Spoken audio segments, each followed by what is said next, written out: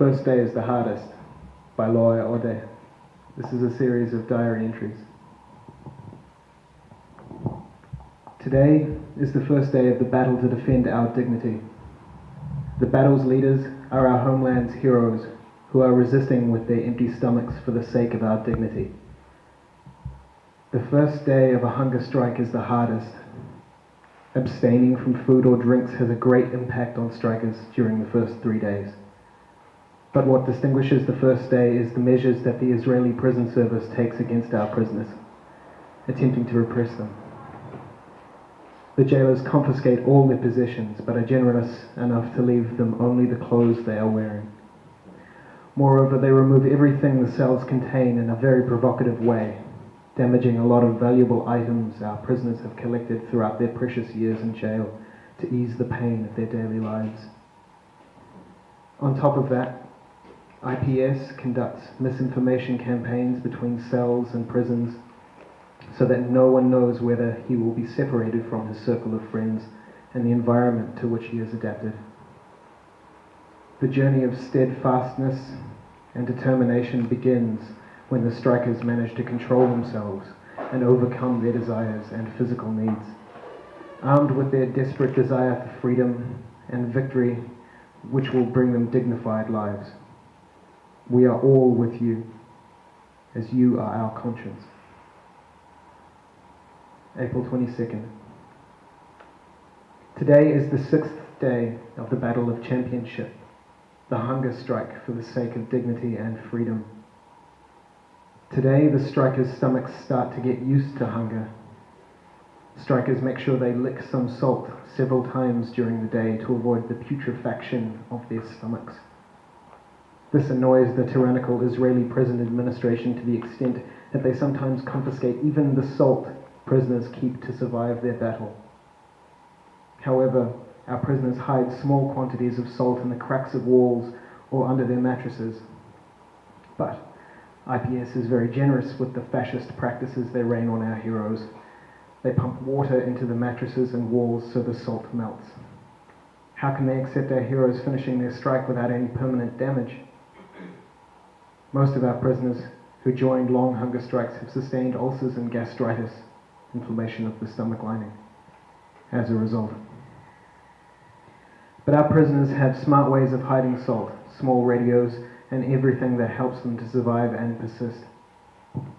Even if IPS strip them of everything they own, it will never manage to break their will. Their indestructible spirit will lead them to victory, as they are starving for the sake of dignity. Your steadfastness brings us honor. April 26th. Today marks the 10th day of the hunger strike. Despite the multitude of searches and the pains of hunger, our heroes manage to maintain their smiles.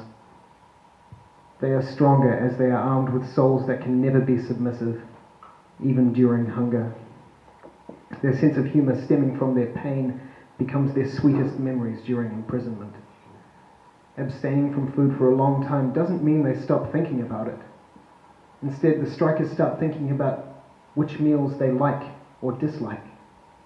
Actually, the meals that they don't like come to their minds even more intensely than the meals they prefer, as they regret not appreciating the blessings and satisfaction of those meals when they ate them in the past. In fact, it does often happen that after hunger strikes, many strikers start eating foods that they have never liked. The talk about these unfavorable meals which suddenly become desirable creates a humorous atmosphere among them during the strikes. One of them acts as if he is the one whose responsibility is to cook for everyone. They start imagining the smell and taste of their favorite meals while making funny comments that uplift their spirits and make them stronger. It's important to know that these thoughts of food arouse their hunger and thus cause their stomachs significant pain, and the laughter gives them headaches. However, they do their best to keep smiling regardless of the heavy price they are paying, believing in the importance of keeping their spirits at ease. They are stronger than all of us because they have high spirits, armed with the conviction that smiles of Palestine's children are worth their sacrifice. 1st of May. Today is the 15th day in the battle of empty stomachs. One of the most important demands that our prisoners are aiming to achieve from this strike is ending the solitary confinement policy. The solitary confinement policy is regarded as one of the most horrible crimes and one of the most difficult punishment procedures that are committed against our brave detainees by the IPS. The segregation cells in which a prisoner lives on his own are very narrow, have a bathroom inside, and is isolated from the rest of the prison's rooms. The isolated detainee is allowed to leave the cell to a small yard for only 1 hour a day. The jailer selects the time of this break according to his mood.